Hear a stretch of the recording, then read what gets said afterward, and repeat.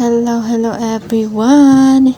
I-flex ko lang itong mga tinapay na minsan itong binibili ko sa araw-araw. Kasi itong tinapay na to, itong bake shop na to, ang mga ginagawa nila ay walang mga trans fat. Lahat ng tinapay nila, lahat yan mga natikman ko na. Ang tinapay nila walang mga trans fat, hindi sila naglalagay sa tinapay ng trans fat kasi alam niyo naman pagka ang pagkain may trans fat hindi maganda sa ating katawan.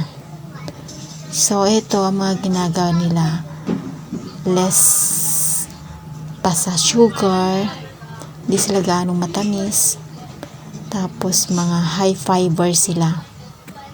Kaya ito kahit medyo may kalayuan sa bahay, talagang sinasadya ko itong tinapayan na to